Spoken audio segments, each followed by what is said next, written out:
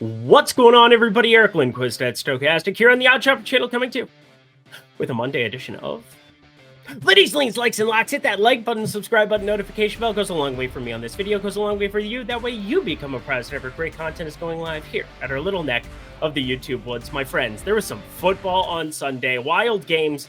Weird to not see Lamar Jackson do anything against Kansas City's defense, although I did try to say to everybody, Kansas City, second best scoring defense in the NFL. They showed out, that's for sure. And then just the ridiculous second half that was that Detroit-San Francisco game. Recording a little bit later here with Jacob because we wanted to watch that thing in its entirety. It was worth it. Didn't look like it was going to be worth it at halftime, but unbelievable comeback by San Francisco. Ended up going 3-1 there on the NFL Lindy's video. So we're back in the win column there. Well, back in the positive units column there for NFL Lindy's for the playoffs specifically, because that's something that I'm paying attention to. And it's very important that during the playoffs, I'm profitable in all of these. I smashed the NBA playoffs last June it was, and then coming into MLB, which was an absolute smash, put every single one of those plays for free up on Twitter/X, where you can follow me at Eric Lindquist. I think I'll probably do the same thing for the Super Bowl, because again, the Super Bowl is one game. I'll fire it up, but NBA streets have been awesome. Hey, Trae Young today ended up locking that in the premium Discord, so you can sign up for that down below over at Odd Chopper. 24.5 points, 25.5 points, whatever it was, it got there. He got to 30. DeJounte Murray ended up getting ruled out after I had posted that play. That was awfully useful too, so a little bit of good fortune, no doubt about it. But I'm okay with good fortune. Let's have a little of that here on this lovely Monday. We'll talk about BetMGM a little bit later, as well as Odd Chopper. Producer Jacob, it's late, my friend. Let's get to the picks. We have a massive 12-game slate, and it begins with the Knicks and Charlotte. The major piece of news here is very, very clear and very, very obvious. Julius Randle will not be playing basketball, and LaMelo Ball, I guess, would be the other piece of news. He's questionable with right ankle soreness. I would right now, if you had to tell me, I think he would be playing basketball, and that's kind of where I go with this lean. But let's start off on the Knicks side. Jalen Brunson, he's going to have to do absolutely everything sans Julius Randle here for this basketball team. Maybe we see OG Anunoby show out a little bit too here as well, and Isaiah Hartenstein back into the mix here. But Precious Achiuwa is actually going to cut into some of that playing time. He's not going to be playing the 34, 36 minutes a night going forward. I do think Precious, he got an opportunity. He made the best of it, and obviously he was just kind of a tag along with that OG Anunoby trade. They've been very good since that trade, that is for sure. But overall, DiVincenzo, Hart, those are other guys that are going to have more scoring in their repertoire here in this spot. But they've already been factored in to have this amazing matchup that they have. It's not amazing in terms of pace because Charlotte, they're actually at 19th, 98.6 possessions per 48 minutes this season. But said it multiple times, LaMelo Ball, now that he's back, he's been out for almost the entire season. You have an opportunity to see Charlotte's pace increase and their defense get even worse than what it was before. They are 30th. Yes, dead last 30th in adjusted defensive rate. But all that being said, I'm actually leaning Charlotte plus 6.5 because, again, no Julius Randle, an interesting spot where if you get LaMelo Ball out there, he's somebody who can go out and individually win a game. We're seeing Brandon Miller start to come into his own in the NBA, and PJ Washington, what in the world? Why can't you do that during a weekday when I'm working, bro? God, Saturday, 43 real points against the Utah Jazz in a losing effort, of course, but I'm not going to do anything with this game. I wish I was doing something with this game, but Charlotte plus 6.5. Numbers look efficient across the board right now. Next up, we have the Clippers and the Cleveland Cavaliers, and this is actually my second favorite play on the day. Considered locking it, and then I just kind of, caution is the better form of valor here. But Clippers, Cleveland, we've got a 12-gamer. There's going to be lots that shows up. I don't want to get too overexposed here at the beginning. Ooh, too overexposed. That's a bad joke. But the Cleveland and Clippers. Clippers and Cleveland. Going to be an interesting game to be paying close attention to here. The main news over the weekend here, Evan Mobley expected to be playing basketball, although he is listed as questionable heading into Monday. They have been missing this dude badly. I'm sure he's going to be on some kind of a minutes limit, but you're replacing Dean Wade minutes with Evan Mobley minutes. Think about that. That's useful. Very useful. But as you look at the Clipper side of things, this is actually where my play hails from. Mason Plumlee, I think, with a true center, and then an Evan Mobley here on the other side. The Clippers have gone small in a lot of closing lineups here of late. It's something I've noted in DFS over on the Stochastic YouTube channel. And then from a betting perspective, I go through everything that Mason Plumlee is doing here. And I think he has a chance to close and play a lot more than normal. Plus, This is a really low number considering the Twin Tower status of Evan Mobley and Mr. Jared Allen that will be back in effect for this game. So if I expect him to be playing more than the average, 22, 24 minutes that he's been playing in a lot of these spots, even fewer in a couple of them, I gotta be interested at 7.5 points. This is a guy who averages just 6.3 points per game this season, but he averages just 17 minutes per game because he's generally Ivica Zubac's backup. He is not Ivica Zubac's backup because Ivica Zubac is still going to be out here for quite some time. So I don't understand where this number comes from. I understand Daniel Tice can get into it pretty efficiently, and then they can finish small with Norman Powell, Russell Westbrook, but I don't think you can against Cleveland. So I don't see how this number opens at 7.5. You should bet it now. It is even money, 7.5 over at DraftKings Sportsbook. So enjoy that. Second favorite play of the entire day, borderline lock. Didn't make it a lock thing because that usually means that I have some other type of news that we're waiting for. We're not waiting for any news here. It's just simply, I'm going to be a little bit cautious from the get-go. You should too, but even money for this play, it's pretty solid for a guy I'm expecting to play 24 or more minutes in a competitive spot on Monday.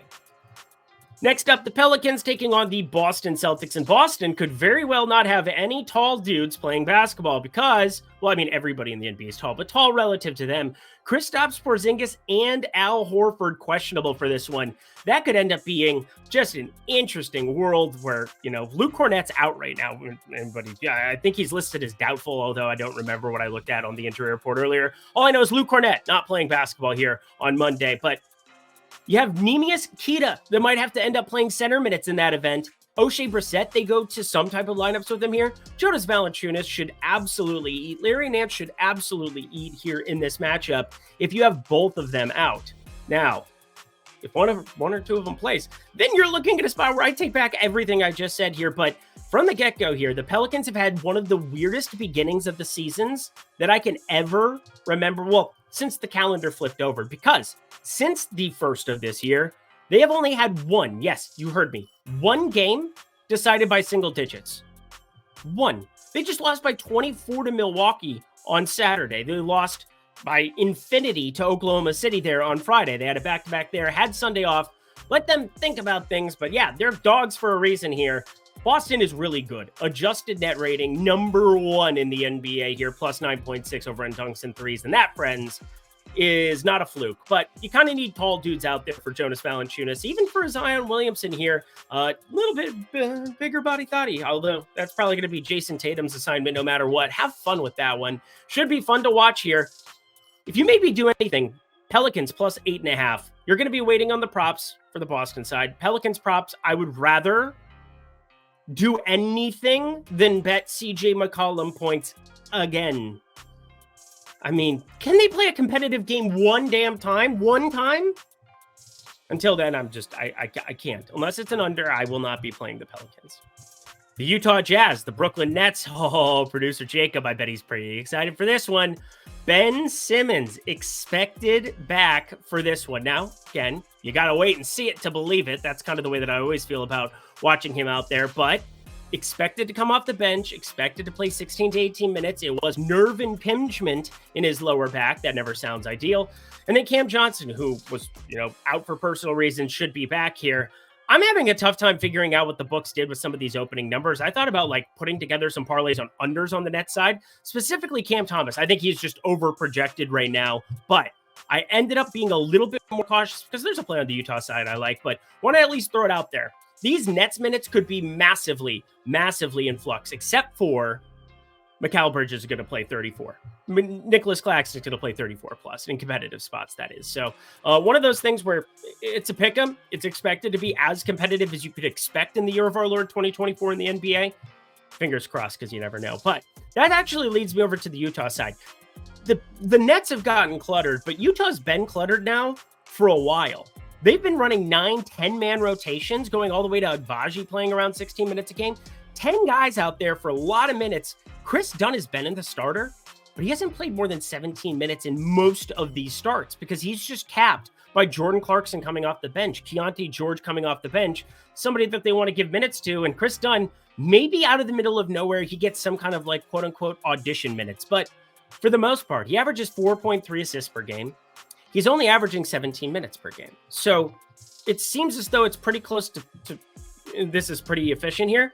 But then you factor in that it's plus 105 at DraftKings on the under 4.5 assists for him. And then you factor in that there are 48,934 other guards that Utah would play than Chris Dunn, and he's a de facto starter. So they keep their rotations intact. They found some stuff that started to work for them. I think against Brooklyn, you get Spencer Dinwiddie out for more minutes. Cam Thomas is the terrible defender. Mikal Bridges, Cam Johnson. You get more minutes for those guys. You do have Dorian Finney-Smith out. Chris Dunn, 4.5 assists doesn't look so splendid to me. So I like the under of that one. I don't think that's going to be changing unless there's some surprise news. And Chris Dunn, you have Keontae George out, Jim Clarkson out, and they just ironically want to play him for 25 minutes out of the middle of nowhere. But I don't see it happening. We should like the under 4.5 assists here. Half unit, pretty straightforward. Also pretty straightforward, how insane this deal is for OddsShopper right now. This thing used to be crazy expensive, but you know what? I had a nice talk with some of the higher ups. I said, you know what? I want everybody to be able to afford these tools because in the end of the day, more access for the common better, for the everybody who's out there in the streets to be able to see what this is capable of. They're going to love it. And I think the numbers have really started to show up as a result of that. That is the OS Premium tools. We're talking positive EV betting. We're talking a market-based approach where you are looking at multiple odds across multiple books and signing up for them and getting an opportunity to find the best line every day. Because again, why pay $120 when you can pay $110 for something? Pretty straightforward, right? Well, that's the way I look at it. It's the way you should look at it too. And also, if you need my help with stuff, I'm in the premium Discord giving you my plays in addition to what is showing over on the OS premium tools. My favorite plays every single day, track results ready for you there in the premium Discord for NBA, NFL, MLB when that comes back. I drop the occasional golf bet from time to time. It has been amazing stuff in that premium Discord. You get that in addition to the OS premium tools, all for $14.95 for the week, $49.95 for a month. But even better than that, 20% off using promo code Lindy, Lindy. That is my name. So get 20% off with that code signing up down below. Expert picks, Discord, premium tools, everything all in one place. Hey, and if you're in a non-legal state, you have an opportunity to use that fantasy optimizer for prize picks, underdog, so on and so forth, friends, all in one package at OddsShopper. Sign up today, 20% off, promo code Lindy at the link below. $12 for your first week seems pretty easy. All right, back to the picks we go. Phoenix, just Devin Booker going scorched earth on the world, and it doesn't even matter what your name is because they keep losing in these spots. Pretty wild to see. Orlando, they don't score 100 points. He scores 44. Against Indy, they lose by 2. He scores 62 points. Scored 46 against Dallas the game before that. They did absolutely put the smack down on Luka and company there, but wild run of scoring here. The guy has been absolutely unconscious, but not necessarily getting Kevin Durant to help out the way that we need. Kevin Durant, let's show up, buddy. It's time. Although you go through the last 2 games, I mean, yeah, everybody's going to have bad games. He had 7 turnovers against Orlando. That's really what Orlando is capable of doing. We'll talk about them a little bit later, but I definitely am looking at the board here for this one, and I hate it going up against Miami. Although 229.5, that is your opening total. Pretty large total when you just look at it from like a straightforward view here. But Miami is switching a little bit of style because of personnel. They're getting Jimmy Butler back into the fray. They have Tyler Hero now back in the fray. And of course, Terry Rozier inserted into that starting lineup. You have those 3 guys alongside Bam Adebayo, and the ball's starting to move a little bit more. Jaime Jaquez coming off the bench. Really nice to see Jaime play continuously good basketball. Duncan Robinson, Caleb Martin, they're out there to knock down threes. And Kevin Love, you get your 12 minutes of Kevin Love ridiculousness, whatever. It just is what it is. Phoenix, we got to wait on some injury news. Obviously, Nurkic ended up sitting there in that spot. You saw a spot start against Orlando for Drew Eubanks. That isn't ideal, friends. That is not ideal. Yeah, this is just a gross game, but under 229.5, that's going to be the lean. I'm sticking to it. It looks like a big number, but I'm running the numbers. It doesn't seem that crazy. Maybe I do fire this one up. Again, just a lean for now. We got enough other plays coming up on the card, like the next one right here. The Lakers and the Rockets. Pretty fascinating little spot here. We have before us 1.5 points or 1 point, depending on what book you're looking at here. Houston is a dog, a home dog, which is always interesting for a team that, overall this season has been pretty damn good playing in their own confines. It's been pretty damn good relative to the expectations in general. But at home, 16-8. Against the spread, 24-20-1 on the season. Overall, you got to feel pretty good about what we're seeing from them. Pretty good. Pretty good. 23, 20, and 2. Again, I have a little bit of a different number because I use like efficient. I kind of like combined the closing line and the opening line. It's a whole thing. It's a fun time. It's a fun time being me. But anyway, it's all of like one that I'm amending, but leave me alone. Anywho, we're continuing on our merry way here. The Lakers, what in the world? Guys, come on. Stop the LeBron James, Anthony Davis questionable tags. Although you saw the LeBron James one come to fruition at the worst possible time there for me. Ended up losing that half unit against the, took the Bulls, and they got absolutely slaughtered. Again, thought I'd get one of the two out, but no. Now we're back to the same thing where they're just listed as questionable, and it doesn't really come to anything. However, the news could break away from them here, and I do think Houston at home is a pretty interesting spot to be getting a 1.5. Now, Eric, why would you take the plus 1.5 as opposed to just taking, minus 110 plus 1.5 here, as opposed to going to the money line and having minus 105? I'm more than happy to be just getting the 1.5 here for 5 cents. That makes more than enough sense to me. Again, that is a market-based approach. That is just looking at the lines, and BetMGM opened this at plus 1.5. So good times in the streets, friends. Half unit play here. I believe our first outright officially. Yes, our first outright here. Houston plus 1.5 here. First spread that we're going to here. I like it a little bit more. Again, minus 110 for a 1.5 or minus 105 for a money line. You do the math. Well, actually, I did the math for you. That's why that's the math. The Kings, the Memphis Grizzlies coming up here next. And man, oh man, we got another play, but it is disturbing, disgusting, a little bit thought-provoking. But Sacramento, I'm surprised to see a 227.5 total. And this is different than the Miami spot where I was like, oh, this looks low, or this looks high. It was under 229.5. Or I can't even remember what I'm talking about at this point in time. I'm so tired. Again, if it's a lean, you could just disregard it to move along here. But this is a like. We're not going to be disregarding this in any way, shape, or form. And then there's the obvious leans that I talk about. We'll talk about a Luka one again that you need to have on your radar. That's why you want to listen to the program and not just skip to the picks. But some people. It's okay. Sacramento, you have Kevin Huerter, who is starting to cut into the assist rates of one, De'Aaron Fox, and Domantas Sabonis. It's become a thing. They've been giving a lot more ball handling duty, lots of pick and rolls at the top of the key. I saw it in person when they played Phoenix about a week and a half, 2 weeks ago, and I kind of took it with me just to make sure there wasn't something that I was just noticing in person where it's like, oh, you're hyper focused on the game and kicking it there. But no, you're starting to see some of these assist totals, 5, 4, 3, 4 for Kevin Huerter, playing 39, 26, 33, 30 minutes, wild different minutes allotments. They do have different closing lineups that they can go to. Obviously, Malik Monk has played a lot fewer minutes the last two, 19 and 20 here. And part of that is just Keegan Murray and Kevin Huerter playing really, really well. And Harrison Barnes really showing out, playing 40 and 38 minutes the last two. They've needed every single one of those. 39 points against Golden State, 32 against Atlanta, 20 against Dallas. A resurgent Harrison Barnes, who's being asked to do a little bit more here. But you look at the Memphis side. Do we trust Memphis to be able to hold serve a little bit here, be able to score? I kind of do. Luke Kennard, he ended up sitting on Sunday for knee soreness. I think that's just him getting a maintenance day. I think he's going to be in action here on the back-to-back, but I guess we will wait and see.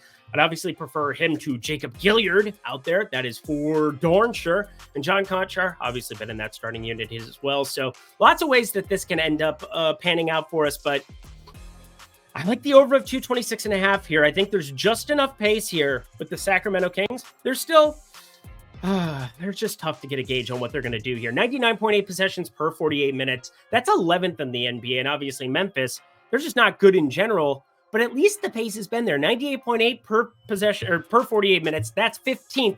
You have the 15th and 11th fastest paced teams in the NBA. Obviously, no John Morant, no Desmond Bane. Those kind of matter for the efficiency here. But 226.5, 227.5. You find either of those numbers, I'm more than happy taking the over for a half unit. More than okay firing this up too, friends. It's BetMGM. We have an amazing deal going for BetMGM right now. You sign up at the link below or with the QR code on your screen. And you're going to bet just $5 when you deposit $10 or more at BetMGM. And you're going to get three bonus bets. A $50 bonus bet, a $50 bonus bet, and a $58 bonus bet. Super Bowl 58, that's why. All for the low price of that $5 first bet. Again, ridiculous offer. The worst thing that can happen is you deposit the $10 at BetMGM. You'll lose the $10 overall here. And you get the 3 bonus bets to take multiple cracks at it for far more than your $10. So awesome opportunity to try out a new book. If you have not signed up at BetMGM yet, now is the time. Take advantage of these offers. These books are asking you to go out there and fire up. Hey, we don't think you can come make money at our book. Well, prove them wrong. Fire up the premium Discord. Get some bets from me on this program. I will help you make money over at BetMGM with these bonus bets. You do want to take some larger stabs with the bonus bets. Lots of math that's kind of involved with that, but getting some major plus money shots with the bonus bets, that is my preferred way to go about it, friends. If you'd like further explanation, jump in that premium Discord or hit me up over on X at Eric Lindquist. But no matter what, fire up BetMGM, get those awesome bonus bets and do whatever you want because, again, $158 in bonus bets, no joke about it, as good of a deal as you will find in this industry right now. Only if you're 21 and over. If you have a gambling problem, please call 1-800-GAMBLER. Back to the picks we go. The two best teams in the Western Conference teeing up on this lovely Monday, both coming off of WTF losses. You had the Spurs take down the Minnesota Timberwolves there, but that is not nearly as egregious as what we witnessed on Sunday morning. Well, a lot of people witnessed on Sunday morning. If you had better things to do, I don't blame you. But a blowout loss for Oklahoma City to the Cade Cunningham-less worst team in the NBA, Detroit Pistons. What? Now, it's always one game in the NBA, and you never want to overreact to one game in the NBA for better or for worse.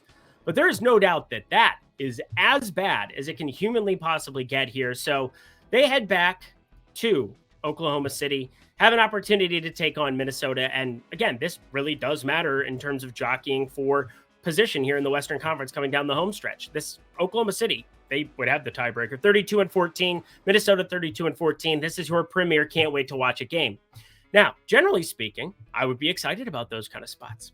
I'm not very excited about these spots because I have no idea what to build off of, like what we just witnessed from either of those sides. Again, Minnesota plus 5.1, Oklahoma City plus 6.9 in adjusted net rating, third and second respectively in the entire NBA, trailing just, obviously, the Boston Celtics. But I think the money line, if you're getting plus money on Minnesota, if this thing extends beyond plus 125, you maybe take a stab at it. But, like, that's really forcing it. So props, once they drop here for this spot, we'll see exactly what we're dealing with. But right now, I can't possibly get behind anything that I'm looking at. Minnesota defense, Oklahoma City pace, whatever. Minnesota money line, not because I'm a homer, but because if you're getting plus 125 with Minnesota against just about anybody, you should probably contemplate it. Just an idea. The Washington Wizards and San Antonio Spurs are up next. Hey, congratulations, San Antonio. You beat a good basketball team. Woo, Minnesota. Wish it wasn't Minnesota. That really hurt my feelings. But the big thing, Victor Wembanyama playing more and more and more minutes as this season has gone along. They've said that they're going to pull his restrictions for back-to-backs as well. He played that back-to-back, played Portland there on Friday, played Minnesota on Saturday, played 29 and 30 minutes in both, looked pretty damn good in both. He's pretty damn good at basketball, just throwing it out there. But overall, these are two of the worst teams of the NBA, and nobody is going to dispute that because, again, we have stats for that kind of stuff. We're talking adjusted net rating, adjusted defensive rating, and in San Antonio, 27th, 24th in adjusted offensive and defensive, respectively here, and Washington, 25th and 29th, respectively, adjusted offensive and defensive rating. As bad as it really gets, and they haven't really played a very difficult strength of schedule, 29th in the NBA, and yet 8-37. Congrats on really underperforming, even though you were expected to perform terribly. So that's just wild to look at. But Victor Wembanyama, we really like him from the lock the other night, the double-double, 9.5 rebounds, depending on what the numbers were that you were looking at what book. Both of those got across the line pretty darn easily there for us. But as I look at this spot against Washington, don't think we're going to be laying these kind of numbers for him. So over 241.5, it's just going to be a lean for me. Don't have anything as of right now, but be paying close attention because they've had some weird, wonky numbers for Washington guys here of late. Talking about Daniel Gafford specifically, there have been some strange happenings at openings. I haven't been able to capitalize on any of those numbers, but hasn't been from lack of trying. Pay attention because, again, there's some wonky numbers getting hung up on player props from Washington. To the absolute Friday smackdown that was Luka Doncic, 40-plus points there. Yes, it was in the lean category, but explained pretty in depth that you wanted to take advantage of it. You ended up getting the Kyrie news out, and a lot of people fired that one up. Covered it in the first half, 40 plus. That was fun. A little bit of a different spot that we have here going up against Orlando, who just completely shut down everybody not named Devin Booker there on the Phoenix Suns side of things. Kept them to low under 100 points. Always impressive there. But Orlando on a back-to-back. Dallas, not. And Luke has been playing awesome. I said he was going to start scoring the basketball more. Surely, I mean, I expected more than 28 points in 46 minutes against Sacramento, but Harrison Barnes was doing some good work there. You obviously got some Davion Mitchell minutes. You got a lot of interesting stuff that they threw at Luka, and, well, threw him off a little bit there. 1 for 9 from 3, that's for sure. But, of course, Friday, that was the beautiful day. 73 points. Yeah, he'll go out and chuck. And Kyrie Irving already ruled out here. Again, it was so weird to have him questionable with a thumb where it's like, dude, you should know if he's going to play the moment he wakes up and he walks into your facility. You don't go out and go through pregame warmups with a thumb. So good that they're being cautious with him. Obviously, Dallas needs him to go out and play to win basketball games. They're 25-21, surely going to try to do something for Luka at the trade deadline, constantly trying to make him happy, as they should. Because again, you only get a superstar, a generational superstar, every once in a long while in the draft. And we can officially lay that Trae Young versus him to rest, right? Hopefully we can. Atlanta's done screwed up. That's what it is. Anywho, Dallas, we're going to be paying very close attention here to other things with Dallas. We have Dante Exum. He's got the Q tag. Derek Jones, Q tag. Maxi Kleber, Q tag. And Orlando, defensively, they bring a lot to the table. They have all of the dudes that can really create mismatches. 111.9 adjusted defensive rating, 4th best defense thus far in the association. But does Franz Wagner play on the back-to-back here? I don't know. He had been out there for a hot second there for 3 weeks, and this is their first back-to-back since he did play in that back-to-back there, 28 and 24 minutes here. Just something to be aware of. And then Jonathan Isaac, he ended up suiting up against Phoenix. Doubt he plays on the back-to-back for sure, so that's one body down. Why do I phrase things the way that I do? I don't like it. But Luka Doncic, 35 plus points. We don't have the line yet here. I expect it's going to be like 35 and a half, 36 and a half. So I'm just kind of undercutting to the 35 plus for you people. If you're looking at parlaying things together, things of that nature, obviously the number, the juice, the VIG, that is what matters the most to me at the end of the day here. So that's why it's a lean here. But similar to that Friday Atlanta spot, I already know Kyrie is going to be out. So I already know I have a ton of interest in backing Luka's spike in usage that we should see. And Orlando on a back-to-back? Take a night off, guys. Just chill. To the lock of the evening, my friends, the Milwaukee Bucks taking on the Denver Nuggets up at elevation. Should be a fun one. 4-point dogs are the Milwaukee Bucks. You're going to have Doc Rivers at the helm. That's an enjoyable thing to think about here. That'll be real fun to watch. Yeah. But you had Milwaukee on a back-to-back there. They lost to Cleveland on the front end. Well, they played Cleveland back-to-back games at home. Then the Pelicans spot, they absolutely go and put the gauntlet down. 30-12-4. Massive smash there. And obviously, Chris Middleton ends up sitting there on the 27th against the New Orleans Pelicans. So it became a little bit of Dame time. Good to see him resurge a little bit in the assist realm, considering he's averaging just 6.8 per game. Nice to see 9 capable for him there, 29 minutes. And yeah, the Pelicans, they just never play competitive games. I think I've said that a million times on the last couple of shows, but it can't be emphasized enough. If they go January, the entire month of January with 1 game in the single digits, that is a wild outcome, that's for sure. But as you're looking at the Denver side of things, friends, the Denver Nuggets, they're pretty good. Adjusted net rating, pretty damn good as well here, sitting currently, well, further down the board than I thought it was. Hold on. There it is, plus 4.9, 7th in adjusted net rating here over on Dunks and Threes for the season. You know what it's going to be. Jamal Murray, Nikola Jokic just doing just what they're supposed to do, that's for sure. And Giannis, he is expected to be playing here. He's listed as probable, so we're going to get a very fun game between Minnesota, OKC, and Milwaukee, Denver. Pretty excited to see both of them here on a Monday. Feels like Christmas. What also feels like Christmas is getting Brook Lopez at this kind of a number. The guy averages 13 points per game in Denver. There's no doubt that from a possession standpoint, you're going to get fewer of them here. 97 possessions per 48 minutes. That is 29th in the NBA. That is not great when there's only 30 teams in the NBA, of course. But as you're looking through some of these numbers and looking at specific props, this one caught my eye right from the get-go. And I dug further into it, and it made me want to just fire it even more. Brook Lopez got the lion's share of minutes, more than Giannis, more than Damian Lillard against the Pelicans last time out. Played 35. Similarly, Jonas Valanciunas, Larry Nance, getting some true centers going back-to-back, although Larry Nance, power forward once upon a time. It's positionless basketball. But Brook Lopez, we look at him, we know he's a true center. Nikola Jokic, you look at him, true center. And obviously he's going to be asked to do a lot defensively, but the usage has been in a good spot here of late.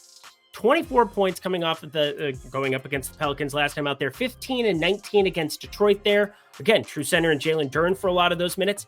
And he's just been playing a ton. 37, 35, 35, 35, 35. That's his last 5 games. Again, I don't think that you get like a 24-point blowout and you still have Brook Lopez out there the way that we did against the Pelicans. But it's nice to see that that's in play. And maybe it was just in play because he was in fuego from 3, 6 for 9 from 3 in that spot. But I think that bodes well for him just being on the floor a metric ton in this spot. So you give me 36 minutes, 35 minutes of Brook Lopez, and I get 11.5 for points. Minus 105. Fire it up. Fire it up. Brook Lopez over 11.5 points. My favorite play, bar none, on the board for tomorrow. Didn't see that one coming whatsoever, but that's the beauty of the prop market is you're comparing odds across multiple books, and all of a sudden, this doesn't look right, and then you dig into it, and you like it even more than you did from the get-go. Brook Lopez over 11.5, going up against Joker. Going to be a fun one. We're all going to watch. Might as well have a little bit of coin there, over 11.5 points. Tyrese Maxey's questionable. Tobias Harris is questionable. They both rested the other day, and Joel Embiid got leg scratch. So, yeah, there's no line. Why would there be a line?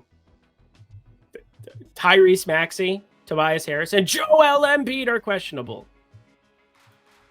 For what it's worth, I think they play. I think they just kind of duck Joker, and it's kind of weird. Paul Reed played really good.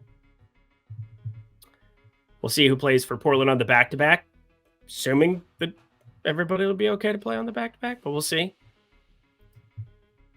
I don't know when this line's going to drop. Maybe never going to drop. LOL, is this line is never going to drop, is it? Let's just put that in the text and get out of here. Bye, everybody. And that does it for another edition of Lindy's Leans, Likes, and Locks. You know what to do. Go to that comment section below. Let me know your favorite plays here on Monday's slate. We're trying to round out January as best as we can. Had a couple of iffy days there Thursday, Friday. It was nice to hit a massive W there on Sunday. Both of the NFL streets and the NBA streets. Was very, very happy with my performances in both. Obviously, the George Kittle thing was sad because, well, Deebo Samuel didn't know that he was going to be in when it was Thursday, but is what it is, friends, is what it is. You can check out BetMGM, is what it is. You bet 5, get $158 in bonus bets if you're 21 and over. And if you have a gambling problem, please call 1-800-GAMBLER. But looking forward to closing out the month well, keeping our momentum rocking. And hey, catchers and pitchers are reporting very, very shortly. Going to be heading to spring training for a little bit of spring ball sooner rather than later. That is incredible to think about. Shohei Ohtani going to be wearing blue. That is going to be a trip going out to Arizona for that. So check out everything, all the great happenings, all goings on. That's really all I got. Thank you, producer Jacob. You guys aren't listening to me anymore. Let's go. Until next time, friends, I'm Eric Lindquist. Best of luck in the NBA streets on Monday.